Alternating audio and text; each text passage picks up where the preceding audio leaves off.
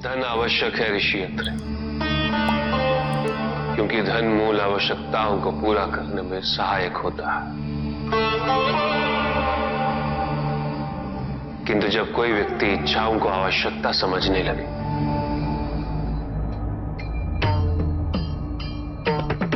तो धन कितना ही क्यों ना पर्याप्त नहीं होता, क्योंकि इच्छाएं अंतहीन है। इसलिए मनुष्य कभी ना समाप्त होने वाली इच्छाओं की पूर्ति हेतु धन संचय को ही अपने जीवन का लक्ष्य समझ लेता है।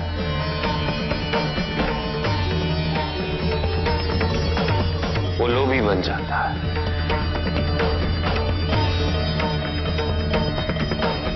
वो भूल जाता है कि उसके जीवन का मुख्य लक्ष्य ईश्वर के समीप आना है।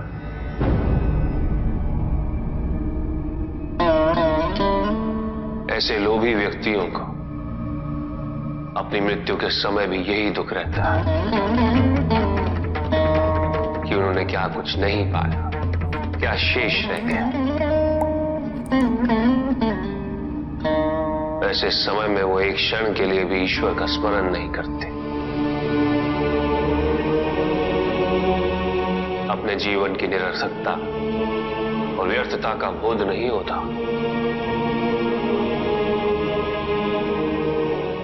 करना चाहिए। धन चाहे कितना भी हो ऋषि अत्रि, मूल आवश्यकताएं तो केवल उतनी ही। तन ढकने के लिए वस्त्र, पेट भरने के लिए आहार और शरण के लिए भवन। इन आवश्यकताओं के पूर्ण होने के पश्चात जो भी है वो इच्छा है। धनी व्यक्ति के पास जो भी अतिरिक्त धन होता है वो उसे दान करना चाहिए, उनके उद्धार के लिए जो अपनी मूल आवश्यकताओं को पूरा नहीं कर सकते।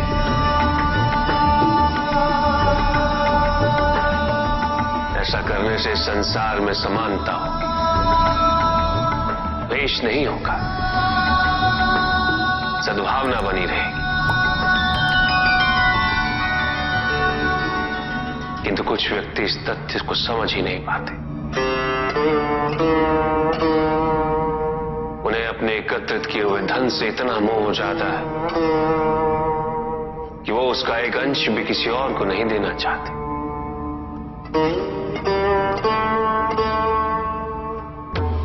ऐसे व्यक्तियों की सूची में सर्वप्रथम स्थान कुबेर का है।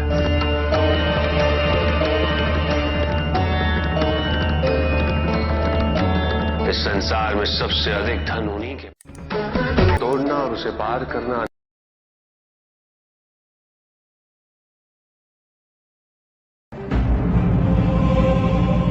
तो मेरा अपराध क्या है प्रभु? तुम्हारा अपराध था एक त्रिदेव को दूसरे से बड़ा समझना,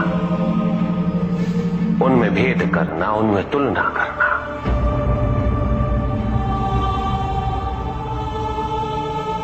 यही थी तुम्हारी भूल।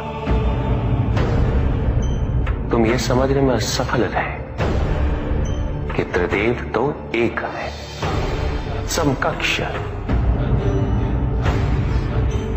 कोई भी किसी से बड़ा नहीं और कोई किसी से छोटा नहीं,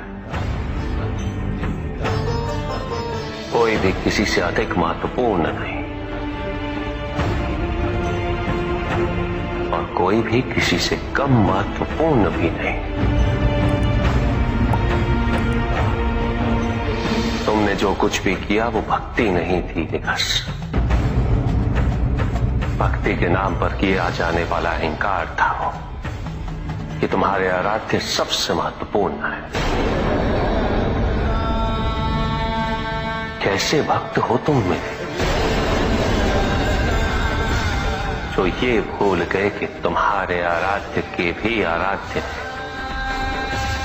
नारायण।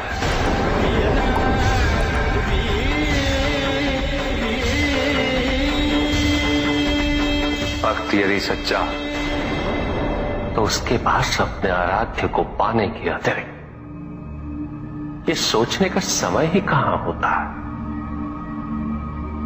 कि उसके आराध्य से महत्वपूर्ण भी कोई है या नहीं। वो तो प्रतिपल अपना ध्यान केवल अपने आराध्य पर ही स्थिर रखता है, और जब ऐसा होता है दिग्गज, तो ना तुलना होती है ना प्रतिस्पर्धा होती है, और ना ही किसी प्रकार की कोई ईर्ष्या होती है। वहां तो केवल आनंद की अनुभूति ही विद्यमान होती है।